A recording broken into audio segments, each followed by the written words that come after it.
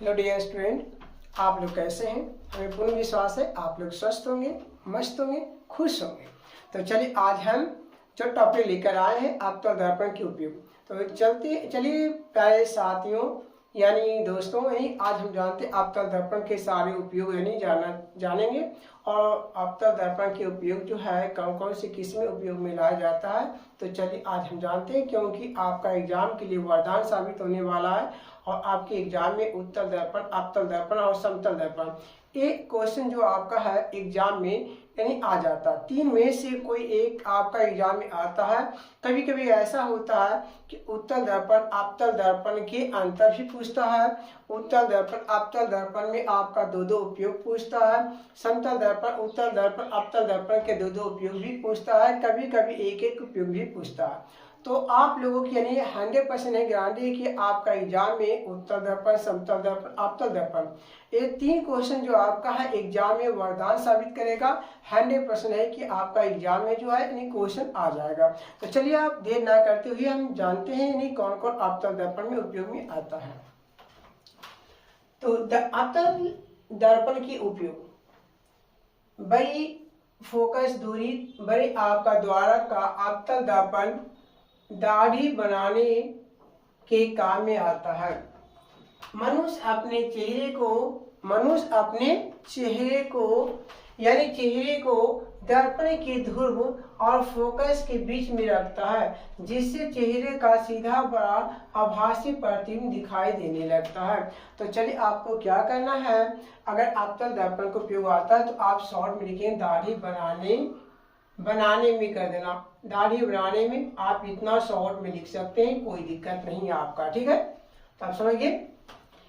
चलिए दूसरा उपयोग जो है, डॉक्टर प्रकाश की किरणें छोटे आपतल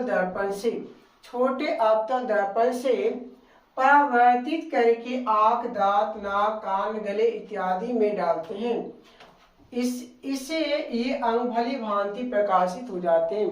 तो क्या होता है, आप लोग थोड़ा ध्यान देंगे प्यारे साथियों, कि जो डॉक्टर के पास जो टॉर्च होता है, उस टॉर्च में आपतल दर्पण का प्रयोग होता है।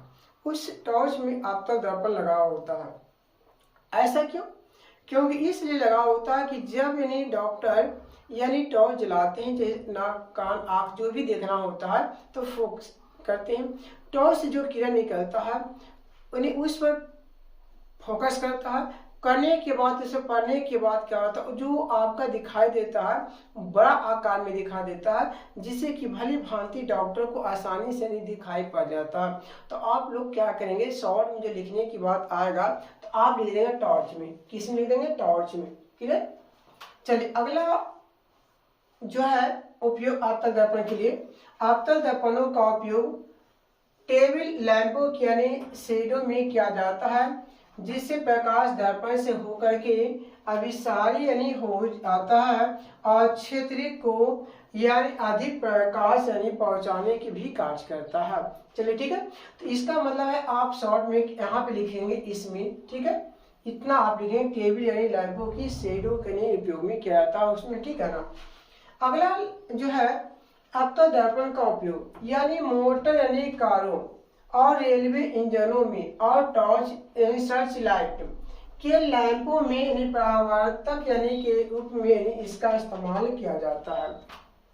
तो आप बहुत सारे इसमें आप लोग देख रहे हैं कि उपयोग जो आपतल दर्पण का बहुत सारे उपयोग है, आप सारे उपयोगों का भी देखेंगे।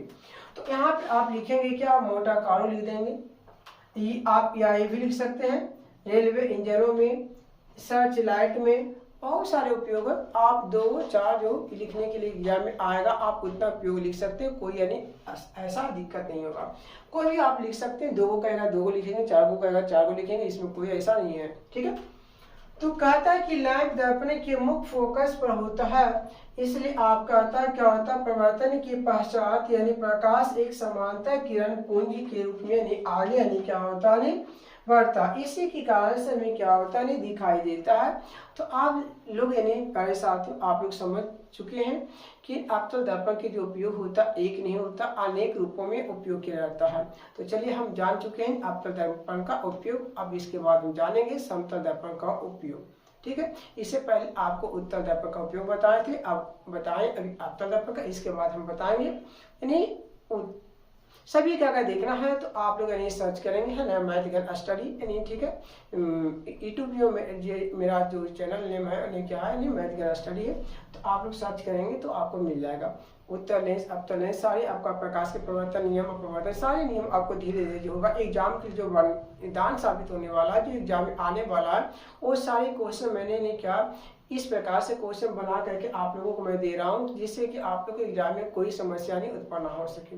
इसलिए आप लोग का क्या लाइक नहीं किए तो लाइक कर देंगे, सब्सक्राइब नहीं किए सब्सक्राइब कर देंगे, और अधिक से अधिक यानी मेरे चैनल को नहीं क्या करें शेयर करेंगे, ठीक है। तब तक जय हिंद जय भारत।